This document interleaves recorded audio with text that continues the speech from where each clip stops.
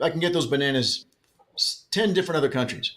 So, yeah, I mean, what you're going to do is really going to drive me away from your economy. I'm just going to go and buy those bananas somewhere else. Whereas I can't get that supercomputer anywhere else. You're one of the few sources to actually get it. So, and of course, in that case, you don't really need to do much to, work your way up, because that in and of itself is what's going to push you up to the top, that you have a good or a service that, and it can be a primary good too. It can be oil, obviously, as we've seen.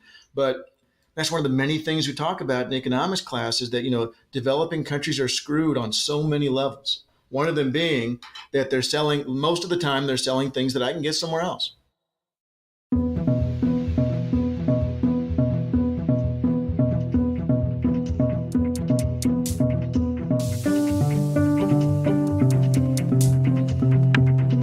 Welcome to Activist MMT, a podcast about real-world economics, including modern money theory, and how life changes when you discover it. I'm your host, Jeff Epstein.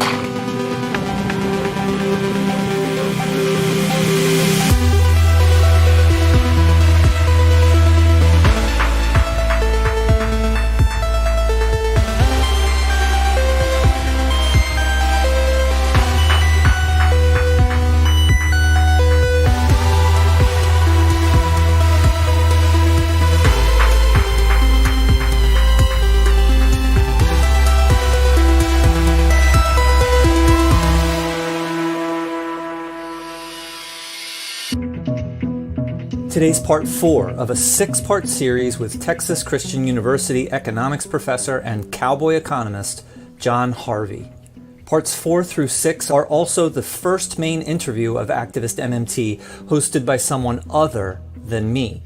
Today's guest host is my own former guest, MMT researcher, Texas lawyer, and PMPecon.com author, Johnathan Wilson. Johnathan and I spoke in episodes 106 and 107. This 3-part interview with John and Johnathan is wide-ranging and in-depth.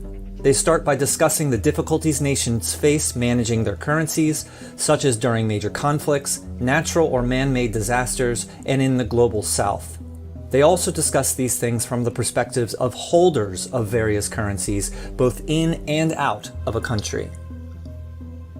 In part 2, they continue this conversation.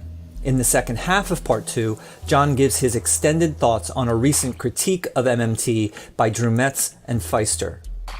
Finally, in part 3, they focus on some of the core assumptions and ideology of mainstream economists.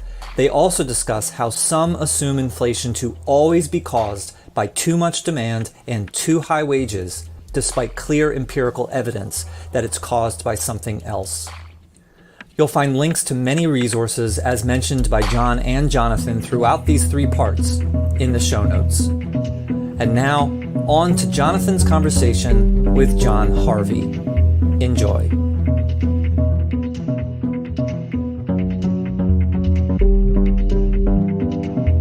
Yeah, definitely. If she wants any advice on the legal profession or just navigating in a sort of top-tier law firm like that, feel free to reach out. Well, that's really cool. Somebody just stopped at our house. Pardon me a second. Yeah, sure. Let's see. Okay, now the dog's going crazy and stuff, but we've got him locked in the other room with Melanie. But yeah, that was Alex. I just told her that you worked at Latham and Watkins and went to Berkeley, so she's freaked out. Oh wow, yeah, no, it's a small world. Mm-hmm. So that's your gaming chair, I assume. You have the whole sort of. Yes. Very nice. Cool. And what are you playing this weekend? I've been playing Dying Light. Do you know that game? Dying Light 2 is out now. It's one of those games where, on Steam, where they have a sale and you end up with 10,000 games you never play. Yeah. So it was one of those ones that I'd started a long time ago and then got back into. So just been finishing that up. I've been trying to find a game I can get into right now. I haven't really found one that's kind of pulled me in. Do you play games? A little bit. My wife and I usually play sort of like the story-rich adventure games. Like, right. Have you ever played like the Telltale series of games? Like they have. No, Maybe you've heard of like some of them. So they did like a really good Batman game. They did a really good game that was based off of The Walking Dead. And Oh, I have played the Walking Dead one, where it's not like because I usually do shooters, first person, shooter, yeah, but it was just like sort of vignettes, and there was a little girl in the house by herself at the uh-huh. opening, but I didn't get too far. And my daughter Meg, the other daughter, she's into gaming, and she likes the story stuff more than I do. Because I'll have to ask her, like, what was the background religion of that one race again? And so she'll have to explain the whole thing to me. So she pays attention to all that. Yeah. But yeah, we play the story rich games because my wife being a writer, that's she cares about that more than I do. Right. Right. Well, that's Meg. Meg doing the linguistic stuff. Well, her undergraduate major was French linguistics and anthropology, so she likes the backstory. Yeah, And she could see herself, working on games and doing the sort of background culture to make the game actually come alive. Really. Did you play Dragon Age Origins? I did. Yeah, I actually, believe it or not, when I was in high school, I wrote a short article for gamescritics.com about why Dragon Age Origins was so effective as a story-based game. Oh, no kidding. Yeah, yeah, Yeah. yeah. Oh, I love that game. I almost cried at the end when my elf died because I gave my life at the end. There was a choice. Yeah, Yeah, so I watched my funeral, but that was a great, great game. And the Mass Effect series, have you played that? yeah. I played the three main ones. Yeah, yeah. Oh, I tried the Andromeda, and it was awful. I hated my NPC allies. I wanted them to die, which is not what you want for the game. So, but the first three were incredible. So, in fact, Meg got me onto that one because I had tried it. I started the first one, and I got as far as the little train station to go somewhere, and I said, "Yeah, this is kind of boring." And then Meg told me how awesome it was. I said, all right, I'll go back and give it a shot. And the second one was one of the greatest ones I've ever played because you never knew if you were working for the good guys or the bad guys. Oh, Yeah, yeah, I remember that. yeah, that was really cool. We need an MMT computer game. I saw on the MMT Facebook group, there was one guy who was thinking about making something around that. Yeah, I don't know how far it went though. Like, yeah. I don't know if he actually, drew up a concept or anything, or if he was just Right. sort of just spitballing with people. Yeah. That's fun too. Yeah, I mean, I think it could be fun. Like I could either do it as like a board game or a card game or something, or you could do it as a full-fledged computer game. Right. The question would be sort of, what the goals would be. Like, I imagine it wouldn't be sort of like a competitive sort of like risk style take over the world kind of thing. It would probably more be like there are like real outcomes that you want to achieve for your country, and you have obstacles like related to foreign exchange or something, and you're trying to get everyone housed and medical care and stuff like that. I guess what you could do is you could make it a war type thing, and you're fighting neoclassical economics and right wing neoliberal politics, and trying to figure out a way to win out like that. I've designed several games. A couple of them are pretty good, but my stock market game really sucks. I know this because I asked Meg to practice it with me, and too much bookkeeping. So I want to go back to it later, but yeah, I discovered my first war game when I was 14, and then that's why I never dated in high school. Yeah. Big into games. That's good. You said you designed. Are they available right now? I mean they could be. It's not any big deal. But I've got a baseball game I've put together that really works pretty well. And I've got most of my stuff's military though. I've got a couple of miniatures, one for World War II and one for post World War II sets of rules. And I really like my rules a lot. But then of course, there's things that in any game. I hate crafting, for example, and I do. I hate finding the recipes for crafting. I don't want to have to do that. So, but somebody else might enjoy that. So, the things I've downplayed in my war game might be something that somebody else likes. For example, when you're doing armored combat, usually you got to roll the dice like 6 times. Okay, did I hit the tank? Okay, I did. Where did I hit the tank? Got to roll again. Okay, now did it actually penetrate the armor? I hate doing that. I was okay with it when I was in high school and had time. But now I rolled everything down to one roll. Hey, either the tank's knocked out or it's not. So, but yeah, if somebody wanted the rules, I'd be happy to send them out. But that's my obsession. That's cool. We might have to connect again after this call because for a brief minute when I was at USC, I was a minor in video game design and management. Really? Yeah, I had to drop the minor because for whatever reasons, I wasn't able to get all of the classes that I needed. They were undersubscribed, so they didn't have all of them. Right. Not because the video game program at USC was bad or anything. Yeah. It was so good that most people wanted to major in it, and they had all these classes that were made specifically for the people doing the minor. Right, right. If there's only one person minoring, everyone else is majoring, then they can't have the class. Yeah, then they'll shut it down. Yeah. But no, it was a really cool experience. But anyway, we can save that for part two of our interview maybe. But let me reload my water real quick. Yeah.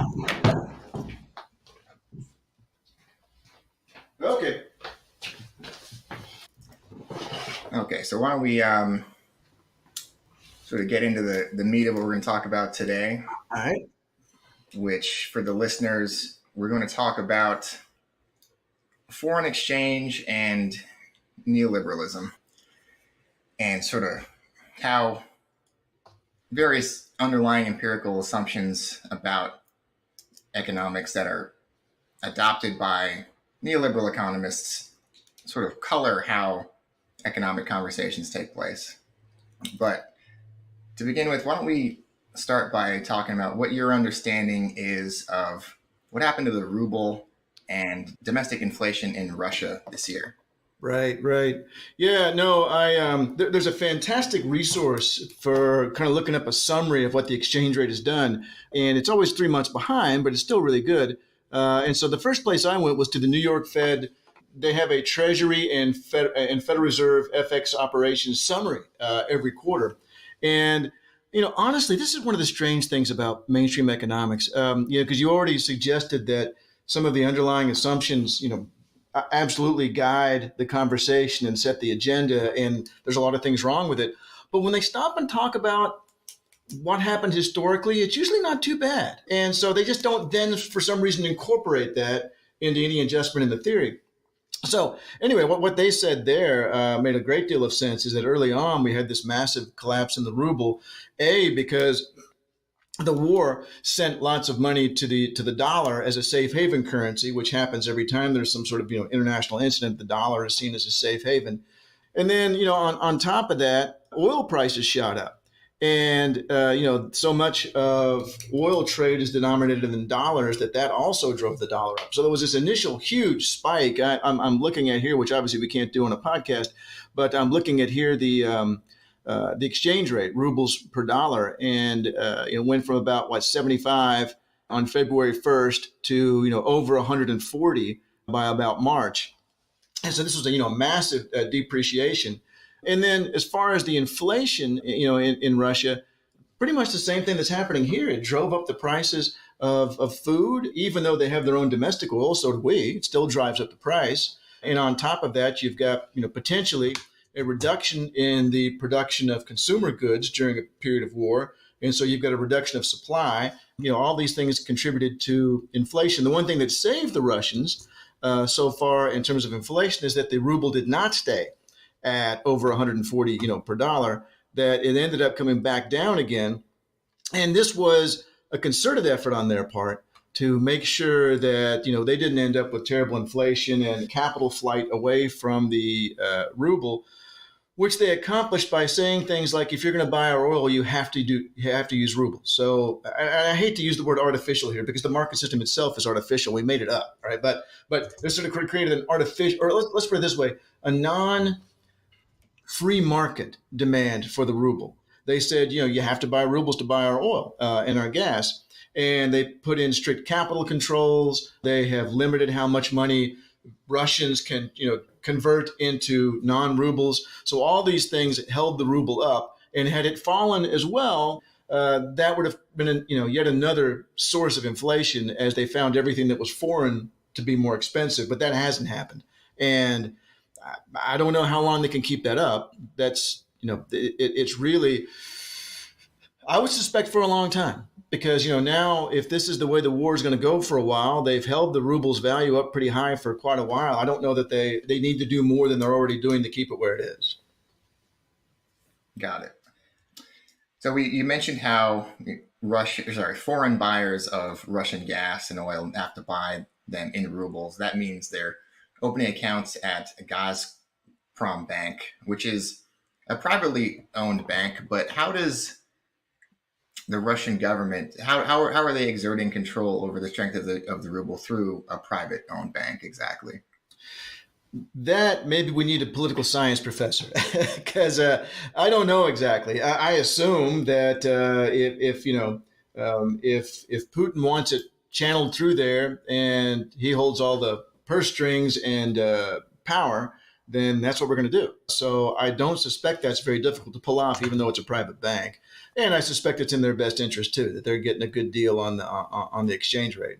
But I don't know specifically. I'd have to ask my friends in political science.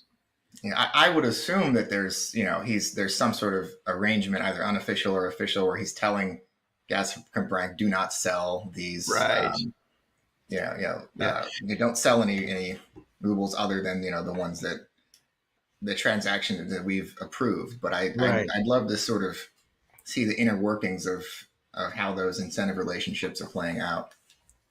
Yeah, probably in a very scary way in some instances, but I don't know exactly how they work that part out of it. I was a political science major undergrad, but that was, good Lord, almost 40 years ago now. So I think my knowledge of politics is kind of outdated now.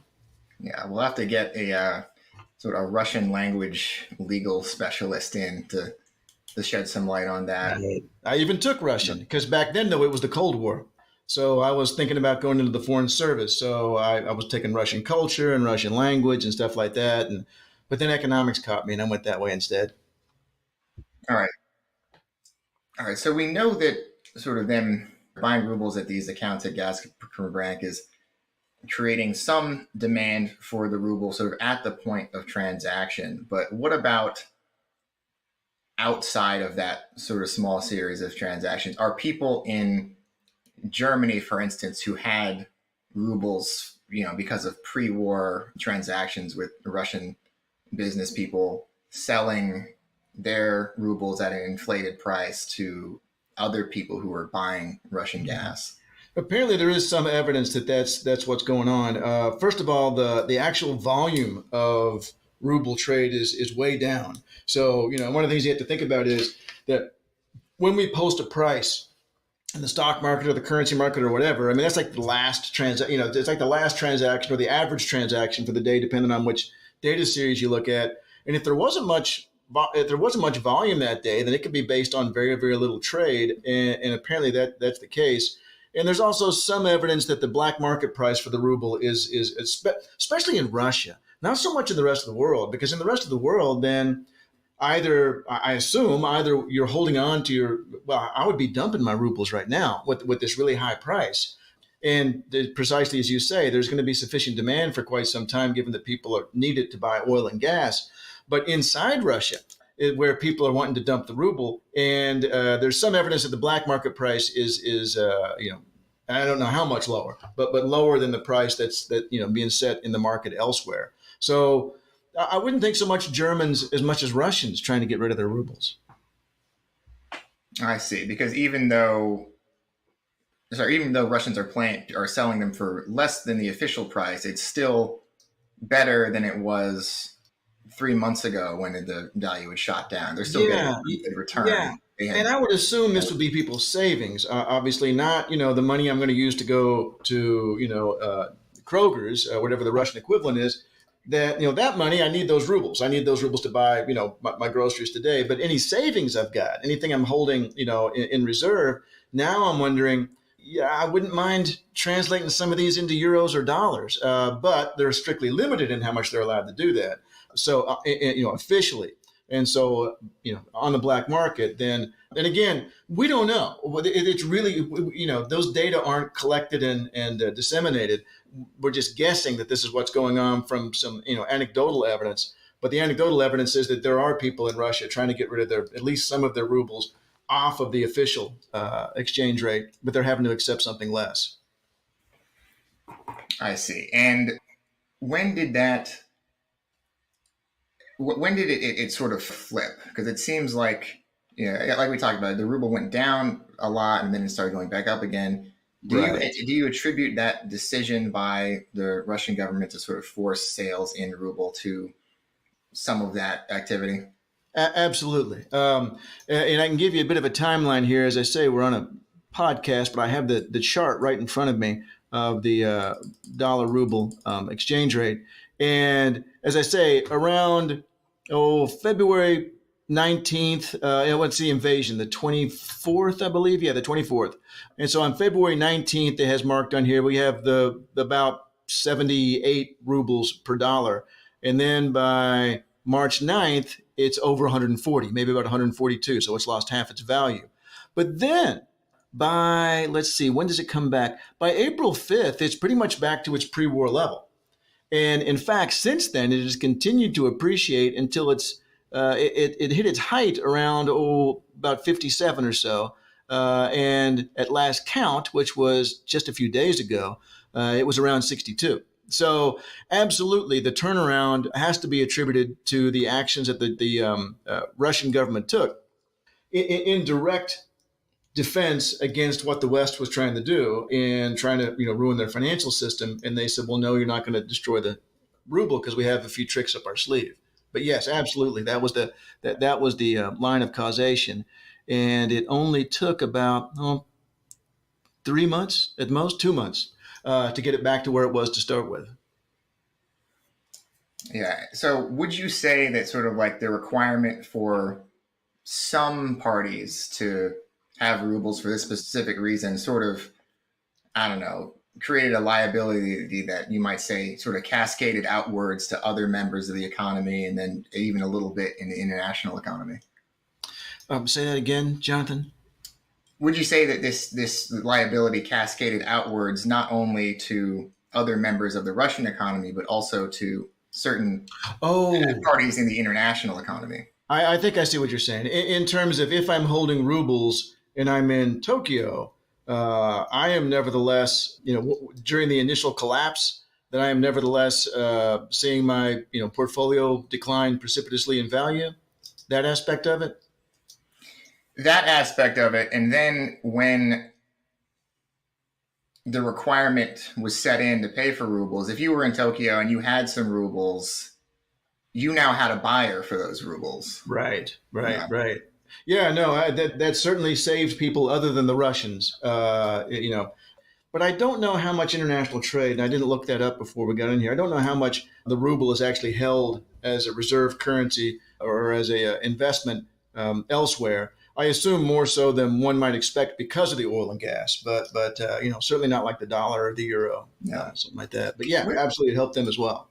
What are those databases where you can view sort of currency change of a particular currency, but from specific places?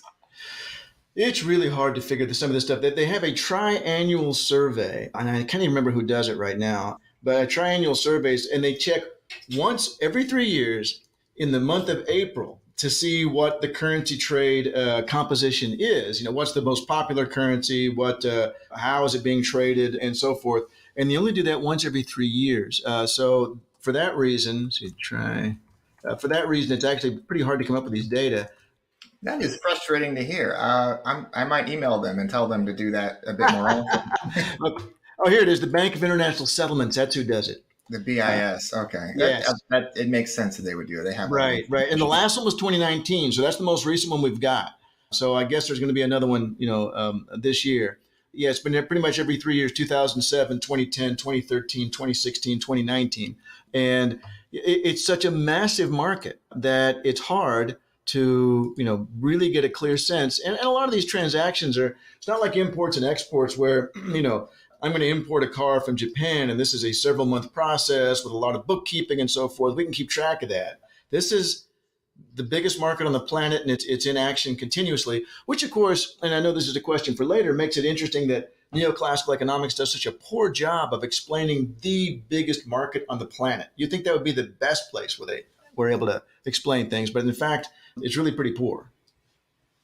I mean, I think part of their inability to explain that market is because they are viewing currency as commodities sort of that are valued almost primarily through scarcity and network effects, and they're not looking at it as a series of legal relationships that creates incentives that move upstream to downstream. But that's just my theory. Yeah. Well, part of it is, a big chunk of it is that they tend to assume that the financial capital flows that take place are white noise, or they are simply supportive of the transactions that are financing imports and exports. So they end up saying, well, currency prices are driven by imports and exports, when in fact they're not. And I don't want to get into something that we may be talking about later, so I won't say too much more about that. But it is surprising how poorly it's done, and I'd be glad to go on about that at length at some point.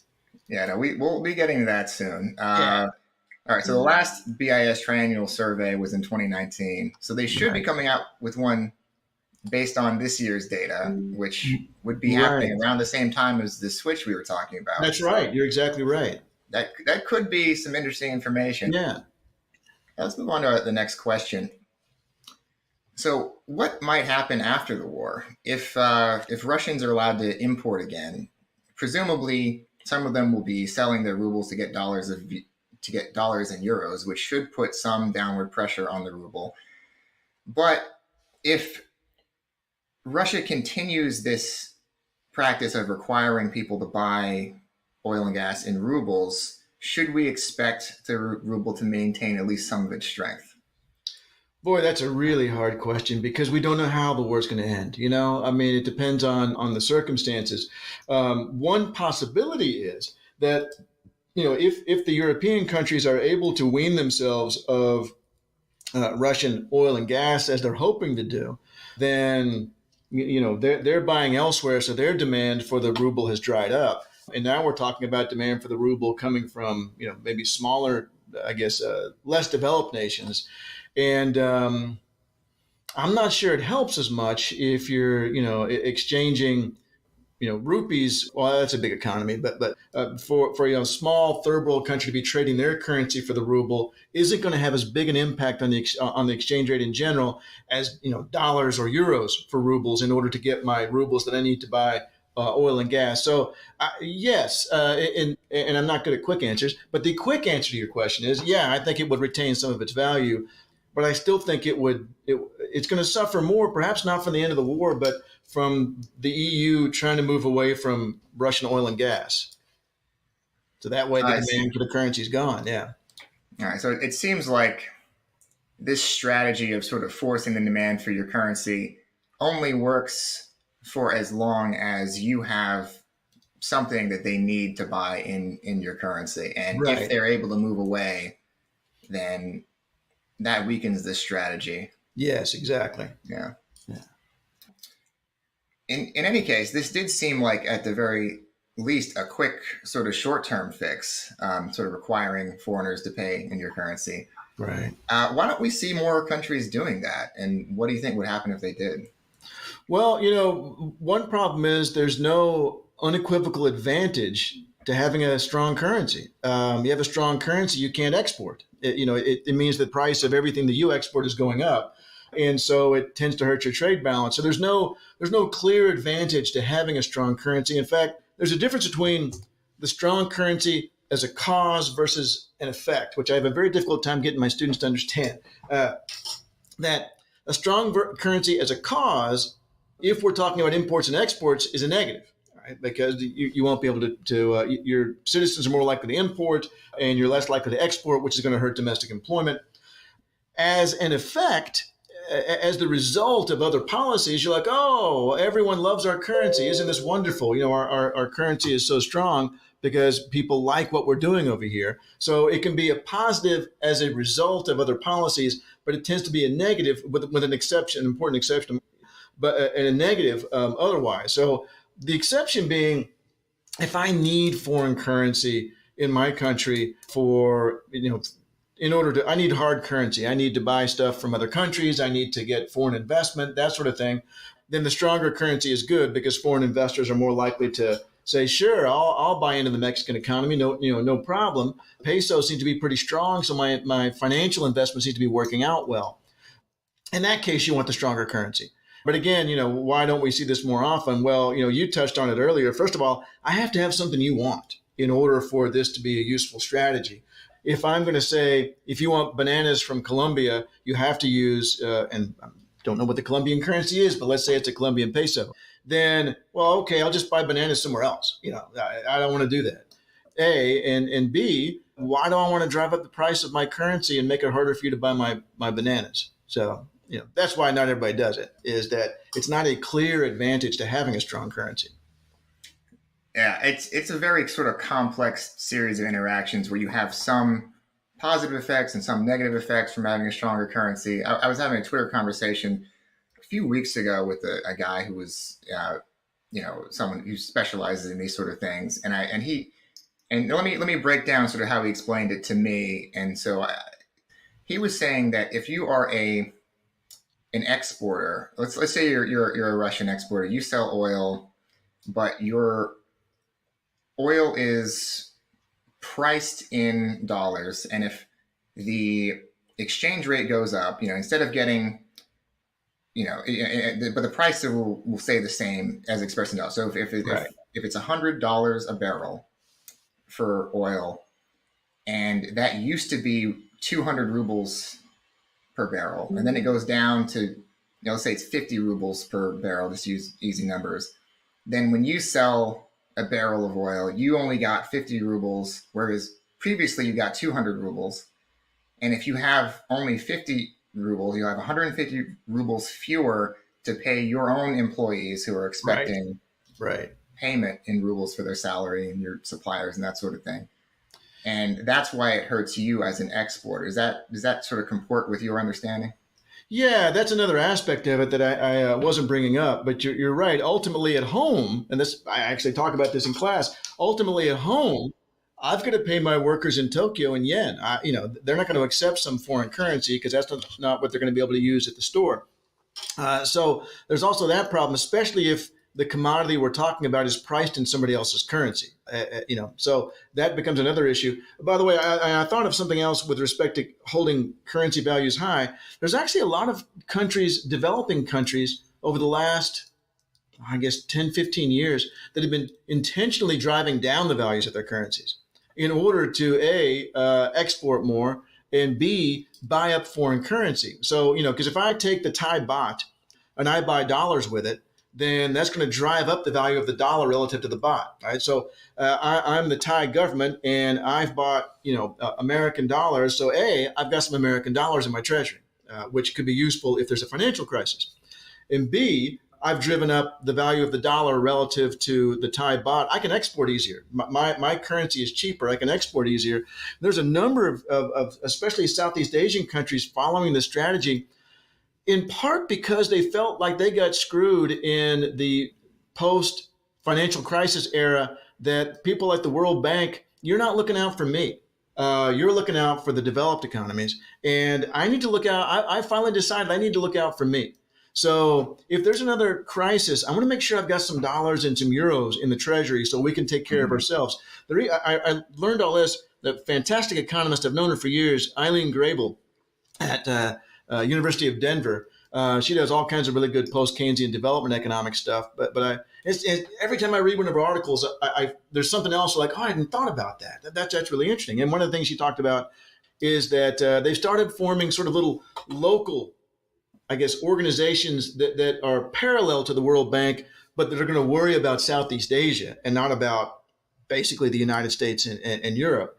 So in addition to the fact that there's no clear advantage to having a high value currency, there's actually countries that intentionally pursue the opposite with the dual goal of, one, making their stuff cheaper to buy to thereby increase their exports, and two, to accumulate some reserves in hard currencies.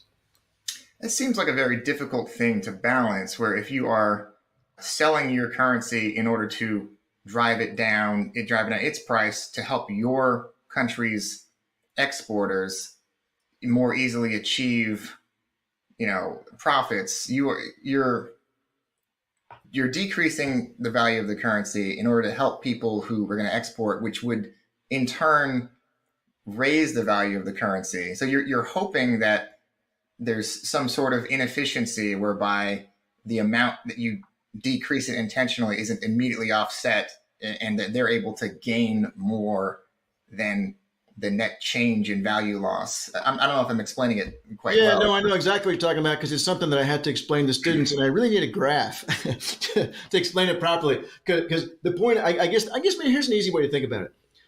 The amount by which I have caused my own domestic currency to fall in price is not going to be totally and completely offset by the increase in exports, thereby driving the price back up. It's impossible for that to happen unless you have a demand curve that makes no sense whatsoever. So it's kind of like this. Let's see, I have to use a domestic economy example. That, if we lower the price of these, I'm using here a Uniball Signo pen, whatever that is. So this company decides to cut the price from $1 to 75 cents, and then therefore there's an increase in the quantity of that pen demanded. The increase in the quantity of that demand is not going to drive the price back up 25 cents. All right, it's not going to drive it back to where it was, or otherwise there wouldn't have been an increase in the first place. It's something easier to show on a graph, but that won't happen. The amount by which the exports rise will not cause the value of the currency to increase so much that it overcompensates for the initial depreciation. So that part's not a worry. And the nice thing about driving your own currency down is it's much easier than the opposite. Because the opposite, you need somebody else's currency in the first place to buy your own currency. And there's limited quantities of that. But I have an unlimited quantity of my own currency. So I can use my own currency over and over and over to buy dollars and drive down the value of my currency, forever. I mean, it's almost an MMT thing. Then that, my money, I've got an infinite amount of that. And so it's easier to accomplish. So, but it wouldn't cause the increase in exports is as a result of the fall in price. It's the difference between a quantity demanded and the demand curve. But again, it's much easier to explain on a graph, but it won't happen. So right. That's not a worry. And what are the real outcomes in terms of resources available to your country that you're trying to improve specifically by driving the value of your own currency down? Well, of course, part of it is long run, right? Because they're just trying to accumulate some foreign reserves so that if something bad happens, then, I have quick access to dollars and euros and whatever. And I don't have to sit and wait on the World Bank to help out or whatever. In fact, as Eileen Grable explained, there's these, sort of local organizations where they stand ready to, Thailand is in worse shape than, Indonesia. So we're going to funnel more money to them. It's not even just self-interest. It's self-interest in a group sense. So that's the big goal. And otherwise, now you are making anything you import more expensive. So if there's something, terribly important that you're importing, that to me is the biggest, shortfall. That if we need oil and we're driving down the value of our currency relative to the dollar, then we're making oil more and more expensive. So this better pay off. Our increase in exports better be worth the fact that we're now paying more for oil. But again, one of the big goals is just to have, and I don't know that they do this on a continuous basis, and she would be really the one to speak on this, but I would suspect is that they would target this particular, exchange rate and then intervene as necessary to hit that one. All right. Now, sort of let's expand on what you talked about when you said that you wanted, or when these countries wanted access to those reserves of hard currency to use in an emergency. So what is the difference between, well, let's imagine there's two countries, and we'll say hypothetically Indonesia does one thing and South Africa does the other. So let's pretend that Indonesia devalues their currency a whole lot, and then they're able to get a whole bunch of dollar and euro reserves to build up, and they keep those in the nation's central bank. They tax them away, they do whatever. So when there's a crash that comes, they can say, all right, we have $1 trillion, we can spend this on medical equipment or whatever.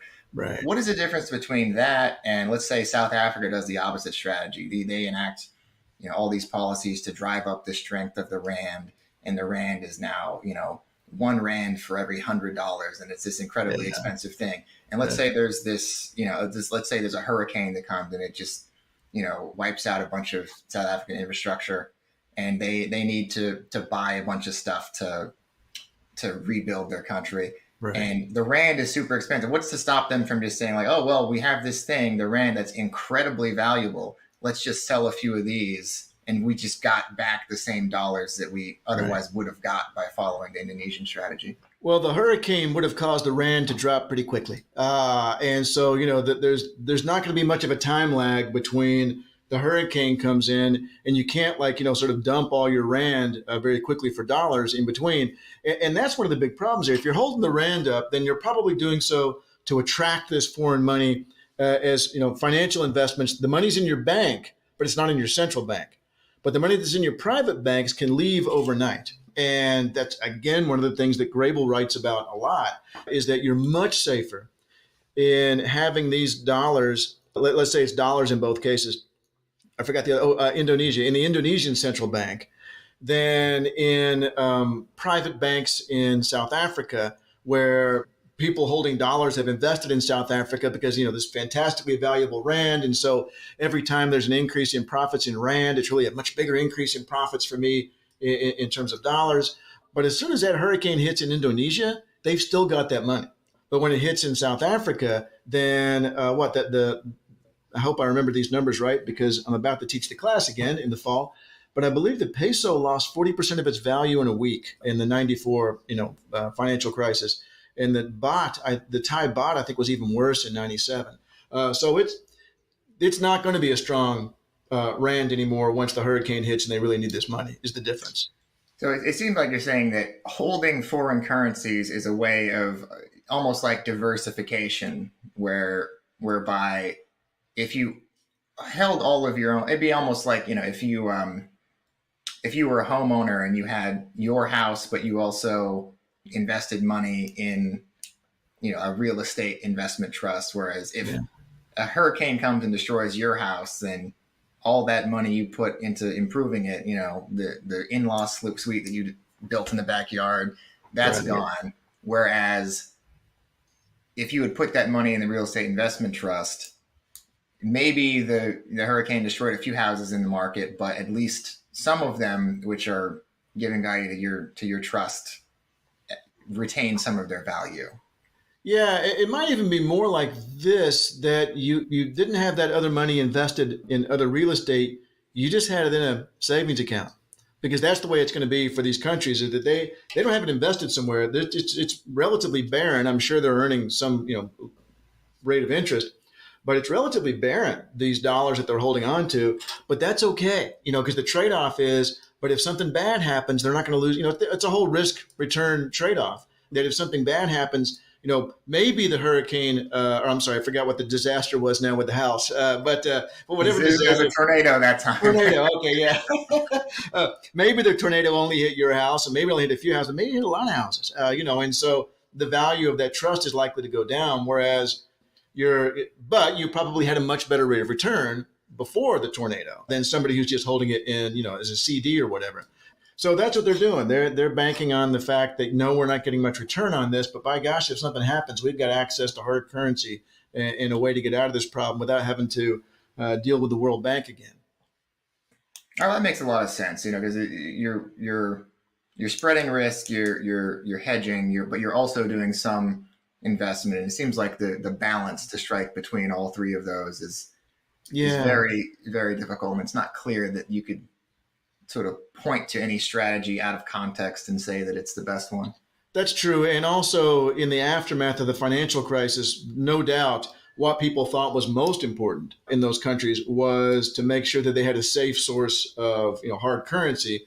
Now that, well, of course we had COVID now, but let's say COVID had never happened. As time passed, they may have decided, you know what? And this is a very common thing to happen in financial markets. Maybe we've been too careful about this. Maybe we don't need to keep hanging on to these barren, relatively barren dollar bills in our central bank. And maybe we should just be, investing in other real estate, kind of going back to that domestic example, because as time passes, the sense of worry from these disasters goes down. It's like, Minsky, the post-Keynesian economist, talks about that people what is the expression? Stability creates instability.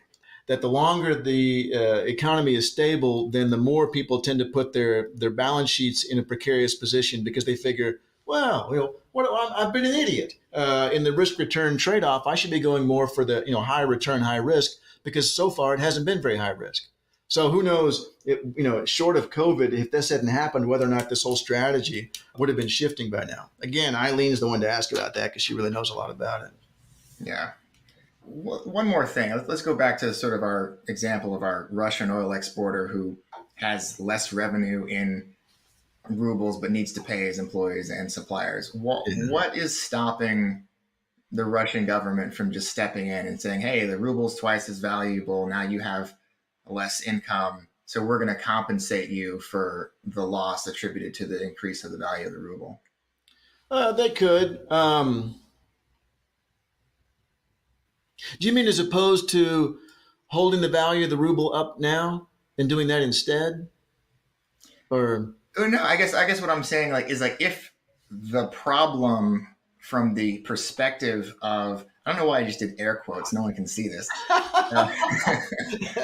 Yeah.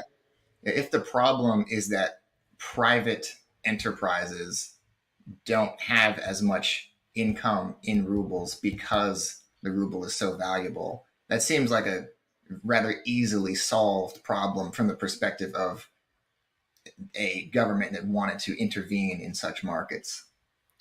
But I guess where I'm confused is, so why wouldn't they have as much income with the ruble high? Because if they're selling something that's priced in dollars. Oh, okay. Yeah. So whereas previously it was 200 rubles a barrel and it goes down to 50, but the dollar price is still 100. Yeah. No, I think that that's why they said you have to pay. You're gonna have to price in rubles now, and I would suspect. One way or the other, they want to make sure that their oligarchs, have the money that they need. So you can do it one way or the other. I don't suspect it makes too much difference. I think the reason for targeting the value of the ruble in general, though, of course, was to show that the Russian financial system hasn't been, destroyed by these sanctions. In fact, we're actually even stronger. So, yeah, if somebody's running short of cash or whatever, what was it I just read the other day? That they were giving people some sort of bonus in Russia because of the financial difficulties. But yeah, I mean that's easily done. Now, whether or not there's enough goods and services out there to buy in the first place is a different question. So yeah, and it seems like it could be a strategy that non-oligarchic countries could use. If it was Mexico and they wanted to, they wanted to protect the producers of, let's say it's not even oil. Let's just say it's cars, or even it's something other than Mexico, something else that Mexico makes in decent amounts, and they were saying, oh, the value of the peso is going up, and the Mexican government could say, we want to protect this car manufacturing industry because it's important for us to have sort of that level of industrialization, so we're just going to compensate exporters for some percentage loss in their revenue that's attributed to the increase in value of the peso. Yeah. I feel like the major opposition to that would be ideological in terms of people not wanting the state to intervene in this way. Right. No, I don't think that would be. I think that would be easily done. I guess you'd have to do the math, if you know what I'm saying, to figure out. Okay, but if we increase over here, how much did that decrease over here, and so forth? And if it's not terribly significant, then we don't worry about it. And if it is, then we create different incentives by giving people different rates of return and so forth. So. Yeah,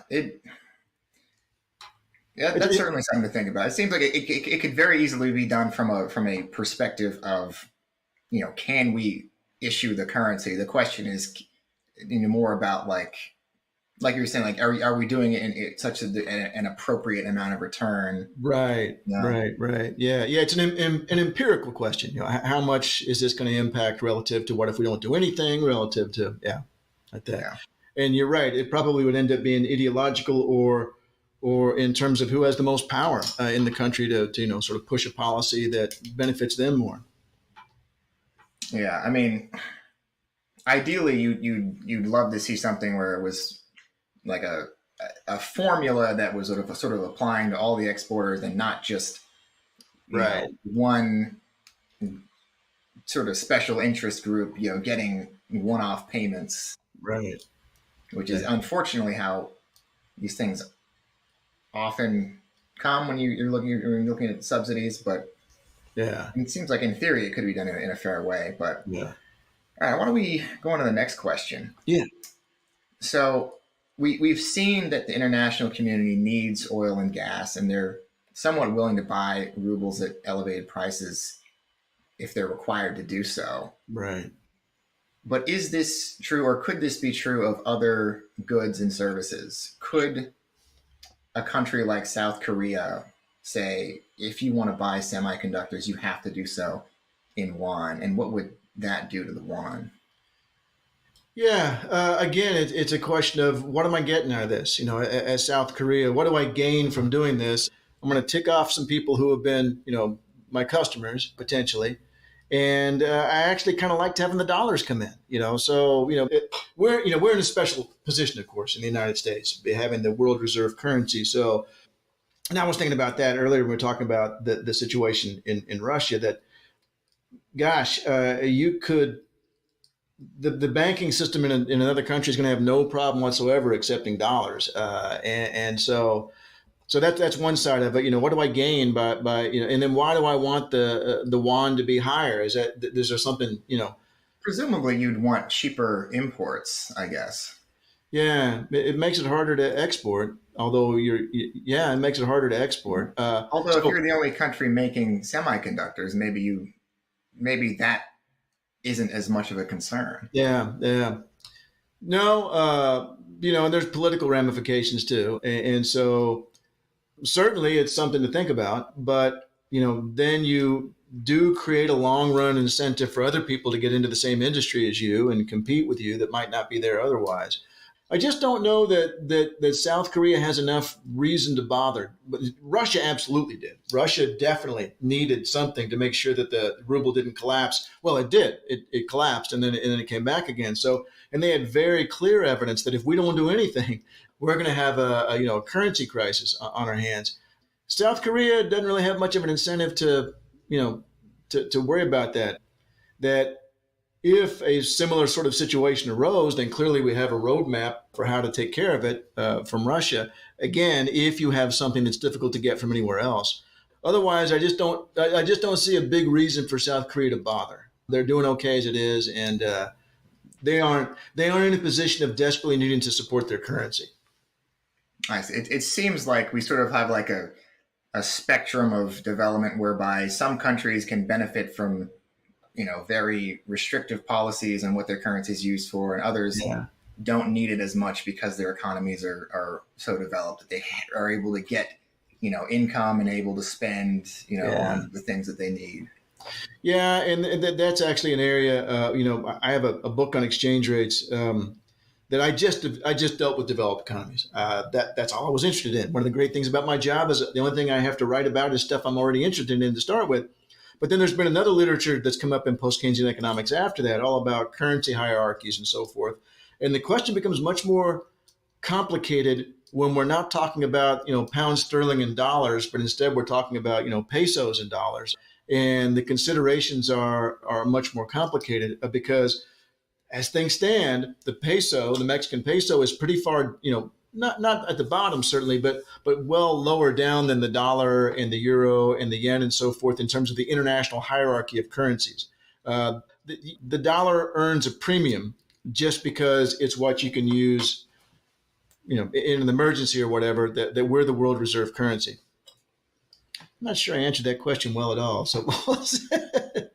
No, I think you did. I think, the thing that, I'm starting to take away from this conversation is that you do have sort of these hierarchies, but the things you can do to move from one stage to the next, it's not always the same thing. Like to get from, for the sake of simplicity, there's like 5 levels. Like the thing you would do to get from level 1 to level 2 is not the same thing you would do to get from level 2 to level 3. Right. That's a very good way of thinking about it. Yeah.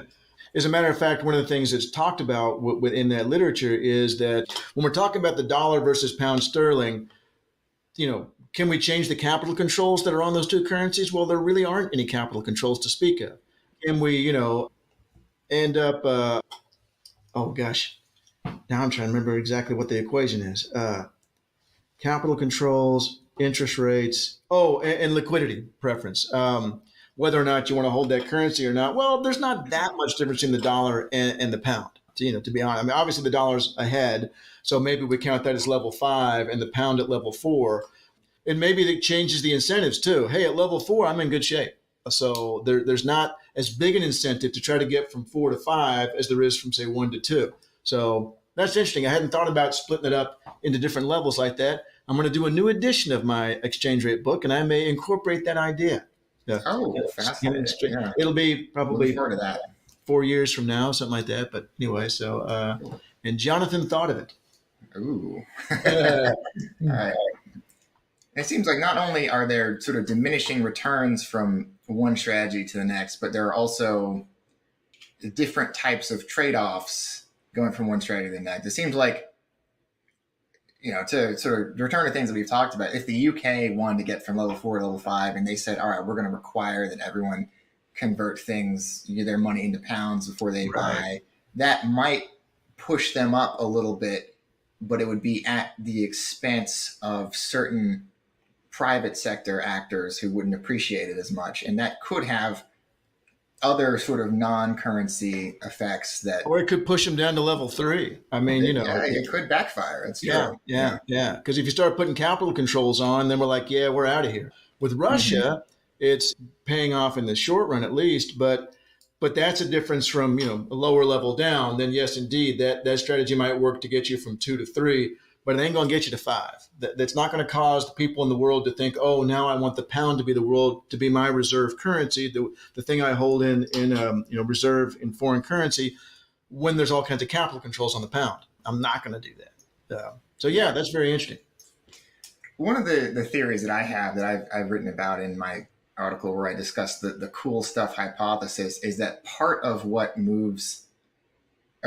distinguishes currencies among this spectrum is what's available for sale in those currencies. Right. It seems like the desire for someone to hold on to one currency would be greater if the sort of rarity, complexity, and volume of the goods leaving that country were different.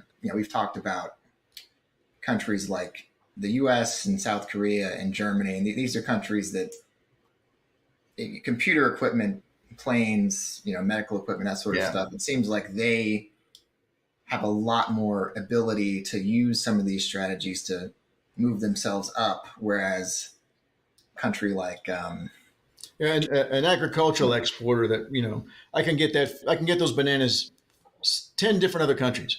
So yeah, I mean, what you're going to do is really going to drive me away from your economy. I'm just going to go and buy those bananas somewhere else. Whereas I can't get that supercomputer anywhere else. You're one of the few sources to actually get it. So, and of course, in that case, you don't really need to do much to, work your way up, because that in and of itself is what's going to push you up to the top, that you have a good or a service that, and it can be a primary good too. It can be oil, obviously, as we've seen, but that's one of the many things we talk about in economics class is that, developing countries are screwed on so many levels. One of them being that most of the time they're selling things that I can get somewhere else. So, especially, agricultural goods. And yet what neoclassical economics told them for years and years was, that's okay. That's your comparative advantage. Go ahead and pursue that. Let the free market decide. And what the free market decided was that their economies weren't very valuable to the rest of the world, and you're still going to stay less developed, because it is not true that you're selling bananas somehow attracted this capital that then built supercomputers in your country too.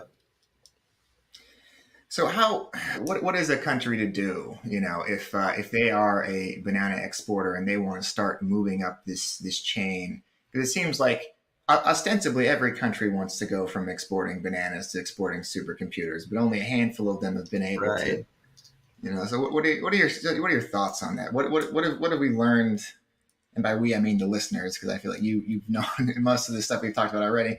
What have we learned today that we can apply to a country like Ghana or Kenya that, maybe Yeah. exports more agriculture and wants to start doing more advanced manufacturing? Well, that's a deep question, and I would want to go into institutionalist economics to think about the institutional structure of these countries to start with, because in a lot of places, well, with say Kenya, for example, one of the huge problems is that, of course, the Europeans drew the borders in places that were convenient for them, and they ended up slicing off different power groups in that different tribes basically in that area that don't necessarily view themselves as Kenyans first. And I don't know any tribal names in Kenya, but at any rate, whatever they are, that my loyalty is to this tribe. I explain it to my students as, what if aliens came to the planet Earth and they divided it up for themselves like European colonizers, and they sliced off a portion of Canada, the United States, and Mexico to make a new country, a new colony, and then they leave, and we have this legacy behind. And some Canadian gets elected president. I don't trust Canadians, never trusted Canadians. So you don't have the support of the Mexican and the American people because they have this long tradition of, I'm a Mexican or I'm an American, and not I'm a, whatever the alien name is for our new country. So this happens, a lot. And of course, the problems of development in Africa are different than the problems of development in Latin America and so on. But in Africa, this happened a lot, to where I remember I had a conversation with a taxi driver. So, okay, this may not be the most reliable in the world, but we were talking about development in Africa. And he was saying, the terrible thing is that if somebody from this tribe gets elected to parliament and they decide, doggone it, I'm going to work for Kenya, they're going to be viewed at home, in their home tribe as an idiot. And furthermore, as that's not why we elected you. We wanted you to make sure we got more than everyone else, because it's an atmosphere in which we're all competing for these resources. And I expect you to compete for us. So obviously, every country has some of that going on. Mm-hmm. And I just bring that up as an example of, man, once you start talking about development, I'll say two things about that. One, I've written maybe 2 papers on development, one on Jamaica and one on Mexico. It was so depressing that I never wanted to do it again. And yet, as a mainstream economist once said, once you start doing development economics, nothing else really matters. And his point being that who cares if the U.S. went through a recession? That's no big deal in terms of world welfare, in terms of the lives of billions of people all over the planet. The fact that the U.S. went through a recession is a minor economic event, except to Americans, relative to the lives of people in sub-Saharan Africa on a regular day, and so development should be the main focus of the economics discipline. And I thought, wow, that makes me feel really bad, because I decided, not to pursue that, and that's absolutely right. So, it's complicated, and the problems are going to be different everywhere. But B, I think I do have an example of a country that people might not think of. We can think of things like Korea, where they did target particular industries and it eventually paid off. But a country that people might not know about as much is Brazil. And I'm taking this from a class I took undergrad years ago, but I thought this was so interesting. After World War II, the winners all had these massive arms industries. And for the U.S., okay, that's not a problem. But for the U.K., it is. The U.K. really can't afford an arms industry just to arm the British Army and the Royal Navy and the Royal Air Force. They can't afford it. So they need to export, right? So there was this, arms trade on a completely different level after the war for those countries like France giving or selling Exocet missiles to Argentina, before the Falklands War. The Brazilians refused to take it. They developed their own arms industry. I mean, I'm sure they imported some stuff, but they're like, no, and our armored personnel carriers aren't going to be as good as we could get from the British or the Americans or whatever, but we're going to have our own people who know how to do it. And there's going to be benefits from that in the long run. We're going to have our own technicians and our own scientists and so forth. And I think, relatively speaking, I don't know that we point to Brazil as a beacon of freedom and democracy right now, but nevertheless, they've done relatively better because they planned it. All right, and this is something, of course, that mainstream economics would say you should never do. Just let the market decide. No. They planned it. They said, no, it's more expensive, but the long run goal of developing an industry that can deal with these kind of problems is worthwhile. That was a long answer and absolutely inadequate because the question is so complicated. But I would say it's possible. Right. No, I appreciate your bringing up that example. With regards to the question of whether something is worth it despite being expensive, do economists who are looking at the balance of payments place too much emphasis on the question of whether or not there's a current account surplus or deficit? As MMTers like to say, the deficit can be evidence of a external desire to save. Yeah. So although I tried to, when I was writing my article, come up with a way to measure, external desire to save, and I wasn't able to do it. I didn't have access to the information to even sort of formulate a theory, other than to say, you could take some sort of, international survey. But, but what are your thoughts on sort of like the net desire to save in external currency? Well, let me go back to your something you brought up at the beginning of that, and that was mainstream economics looking at imports, exports, and the balance. There's so much of neoclassical economics is oriented towards the idea that the system automatically generates balanced trade. The system automatically generates full employment. The system automatically. So they're all about the market system fixes these problems on their own if you step back and don't interfere with the market system. So, for example, and this is something I mentioned earlier, that mainstream economics tends to focus on the trade balance as the key to understanding exchange rates. All right, that they emphasize that that's the main force, and it's not. But what if it is? If it is, the U.S. has a trade deficit with respect to China, so therefore we are buying more, Chinese yuan than they are buying of dollars. So therefore, their currency appreciates relative to ours until the trade deficit goes away. All right. So what they end up focusing on is that, well, don't worry, you'll tend towards balanced trade. Don't worry, Brazil. If you just let the market decide, then what is it? The real, I think, a Brazilian currency. If you have a trade deficit, well, then that means no one wants your currency. Relatively speaking, you're obviously exporting something, and everyone wants, let's say, the dollar. Well, then the dollar will appreciate relative to your currency, and then that will eventually cause the trade to be balanced. So they don't even worry about it at all, because they figure, well, if you leave the market alone, then it will generate balanced trade, and we don't have the problem of potentially our trade deficit, meaning that we don't have full employment because it's draining away demand from our own economy. So that's kind of the direction I would go with all that. It's not so much the savings part of it as I think about their explanation of the exchange rate, just like their explanation of the domestic macroeconomy. It ends up assuming away what's in the real world a huge problem. So that's, kind of the way I would go with that. Right. So they're viewing a trade deficit as evidence of some sort of improper manipulation of the market. Yeah, or that the market hasn't had time to fix it yet. But yeah, sometimes there's an improper manipulation, like those Southeast Asian countries that are buying up dollars in order to drive down their currency to generate a trade surplus. Or a trade deficit for the U.S. is an indication that the dollar is overvalued. All right, and so it should depreciate. And if it doesn't, then somebody must be manipulating the currency. That's right. Yeah, and you would say that those assumptions about what a deficit evidences are incorrect. That is exactly right. The currency market is driven by financial capital flows. It's not driven by trade flows. Trade flows are, at worst, about 1.5% of global currency trade. And even if we take into account the fact that each transaction that I undertake to do an import or an export may generate other transactions to cover that previous transaction, let's multiply it by 10. At best, trade flows are 15% of all currency trade. So I wonder what the other 85% is. Wouldn't that be logically where we would want to focus our attention, on the other 85%, which is financial capital flows? That the reason that the dollar skyrocketed in the early 1980s was because